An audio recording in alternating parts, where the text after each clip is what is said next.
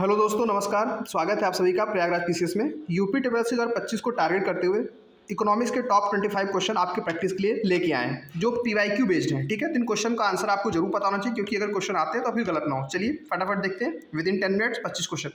भारत में राष्ट्रीय आय का आकलन सबसे पहले किसने किया था? तो नेशनल इनकम भारत के अंदर सबसे पहले मेजर की थी दादा भाई नौरोजी ने। ठीक है, ये आंसर आपको याद रखना है कि भारत के अंदर पहली बार राष्ट्रीय आय का आकलन दादा भाई नौरोजी ने किया था। ठीक है, गरीबी हटाओ का नारा किस पंचवर्षीय योजना के तहत दिया गया था? तो गरीबी हटाओ का नारा पंचवर्षीय योजना 5वीं के अंदर दिया गया था। ठीक है, इसकी याद करने की ट्रिक आप याद रखिए। देखो, इंडिया के अंदर गरीब सबसे कहाँ रहते हैं? तो गांव के अंदर रहते हैं। और गांव के अंदर क्या होती है? पंचायत। पंचायत यानी 5। ठीक, 5 लोगों की पंचायत, पंच। ठीक, तो यहाँ से आप याद रख सकते हैं। नीति आयोग का गठन कब हुआ था? नीति आयोग का गठन 2015 के अंदर हुआ है। ठीक है, चलिए आगे देखते हैं। हरित क्रांति मुख्यतः किससे संबंधित है? सबसे ज़्यादा सफलता किसमें मिली थी? हरित क्रांति जो 1960 में हुई थी। ठीक है, 1960 में, तो गेहूं के उत्पादन से। ठीक है, आपको आंसर याद रखना है, गेहूं उत्पादन सबसे ज़्यादा सफलता मिली थी। अगला देखते हैं, हिंदू वृद्धि दर। ठीक है, ये शब्द का प्रयोग सबसे पहले किसने किया था? तो राजकृष्ण ने इस शब्द का प्रयोग सबसे पहली बार किया था, हिंदू वृद्धि दर। ठीक है, आगे चलते हैं। भारत में मूल्य स्थिरता और मुद्रा आपूर्ति को नियंत्रित करने का कार्य किसके द्वारा किया था? ऑप्शन देख लीजिए आप। ठीक है, वित्त मंत्रालय, भारतीय रिजर्व बैंक, नाबार्ड या सेबी? तो आरबीआई करती है, बिल्कुल भारतीय रिजर्व बैंक। ठीक, आंसर बी हो जाएगा। आगे चलते हैं। अगला क्वेश्चन आपके सामने, जीएसटी किस वर्ष लागू किया गया? तो जीएसटी 1 जुलाई 2017 को लागू किया गया था। ठीक है, ये आपको पता होगा, तो आंसर इसका सिंपल है, सी पार्ट 2017। अगला क्वेश्चन आपके सामने, मुद्रा स्फीति यानी इन्फ्लेशन के लिए मुख्य सूचकांक भारत में क्या है? तो इंडियन गवर्नमेंट मुद्रा स्फीति को नापने के लिए WPI होलसेल प्राइस इंडेक्स का यूज़ करती है। ठीक है, थोक मूल सूचकांक, ये आपको याद रखना है, बहुत इंपॉर्टेंट क्वेश्चन। अगला क्वेश्चन देखते हैं।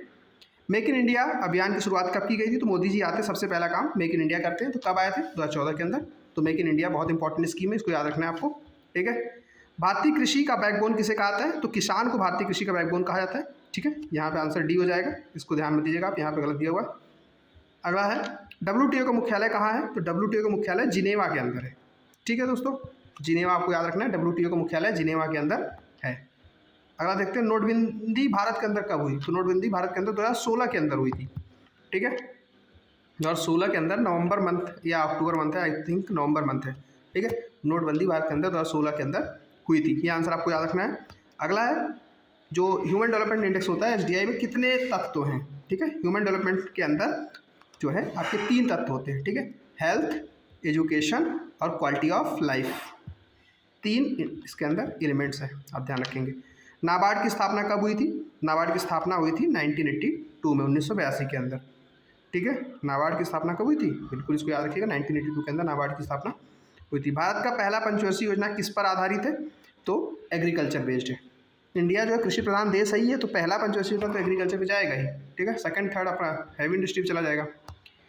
मुद्रा का कौन सा कार्य नहीं होता है? मूल्य का भंडारण करना, बिल्कुल करता है, बैंक अकाउंट के फॉर्म में। विनिमय करता है, उत्पादन का साधन और मूल्य की माप करता है, बिल्कुल उत्पादन का साधन। ठीक है, मीन्स ऑफ प्रोडक्शन नहीं है ये। भारत में सबसे अधिक रोजगार किस क्षेत्र में मिलता है? रेलवे, ऑप्शन देखना पड़ेगा यहाँ पे।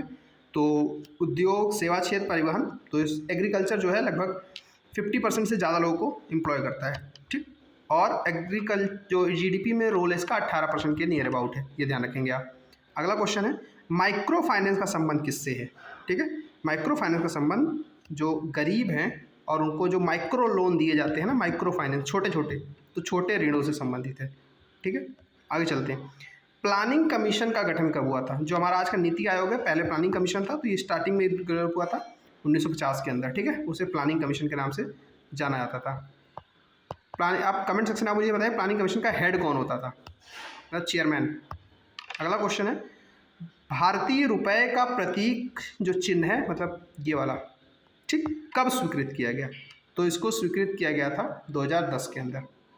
ठीक है, अर्थशास्त्र यानी इकोनॉमिक्स का फादर किसे कहा था? एडम स्मिथ को अर्थशास्त्र का फादर कहा जाता है। अगला है, जनधन योजना की शुरुआत भारत के अंदर कब हुई है? तो जनधन योजना की शुरुआत भारत के अंदर 2014 में हुई है। ठीक है, अगला क्वेश्चन है, राष्ट्रीय आय का सबसे बड़ा योगदान किस क्षेत्र से आता है भारत के अंदर?